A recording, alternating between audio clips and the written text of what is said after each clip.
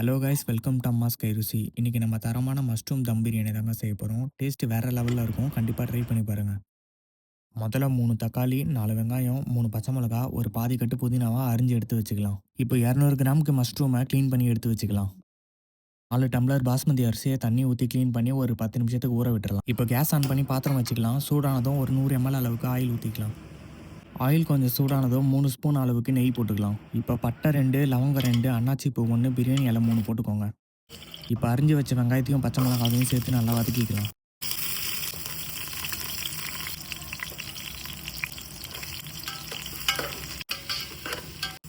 இப்போ தக்காளியை சேர்த்துட்டு நல்லா வதக்கிக்கலாம்.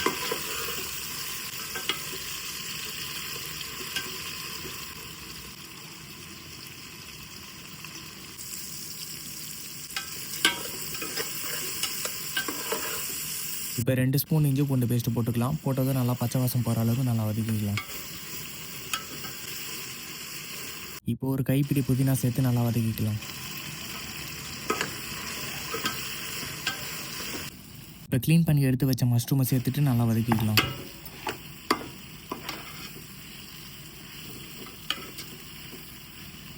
ஒரு ஸ்பூன் காஷ்மீரி மிளகாத்தூள் போட்டுக்கலாம். கூடவே ஒரு கப் அளவுக்கு தயிர் சேர்த்துக்கலாம். சேர்த்துட்டு நல்லா மிக்ஸ் பண்ணி விட்டுக்கலாம்.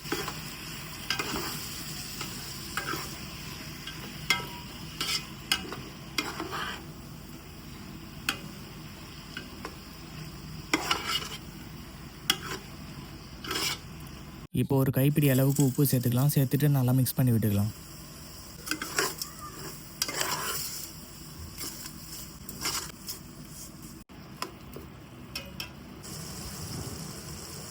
நல்லா வதங்கினதும் 8 கிளாஸ் அளவுக்கு தண்ணி சேர்த்துக்கலாம். 4 கிளாஸ் அரிசிக்கு 8 கிளாஸ் அளவுக்கு தண்ணின்ற கணக்குக்கு சேர்த்துட்டு நல்லா மிக்ஸ் பண்ணி விட்டுக்கலாம். இப்போ மஞ்சத்தூள் 1/4 ஸ்பூன் போட்டுக்கலாம். போட்டதும் நல்லா மிக்ஸ் பண்ணி விட்டுக்கலாம். இந்த மாதிரி நல்லா கொதி வந்ததும் க்ளீன் பண்ணி வச்ச அரிசியை சேர்த்துக்கலாம்.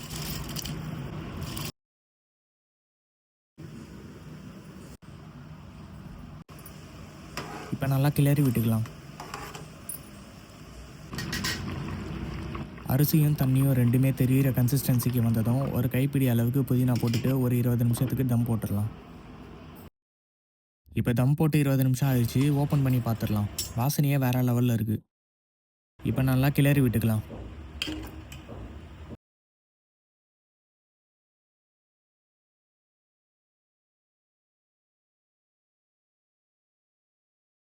மஷ்ரூமும் ரைஸும் ரெண்டும் நல்லா வெந்து வந்து பிரியாணி இப்போ ரெடி ஆயிடுச்சு. பிளேட்டில் போட்டு ரைத்தா வச்சு சாப்பிடும்போது டேஸ்ட் சும்மா அல்டிமேட்டாக இருந்துச்சு. நீங்களும் கண்டிப்பாக ட்ரை பண்ணி பார்த்துட்டு கமெண்ட்டில் சொல்லுங்கள். இந்த வீடியோ பிடிச்சிருந்தா லைக் பண்ணிட்டு இந்த மாதிரி மோர் ரெசிபீஸ்க்கு நம்ம சேனலை மறக்காமல் சப்ஸ்கிரைப் பண்ணிக்கோங்க.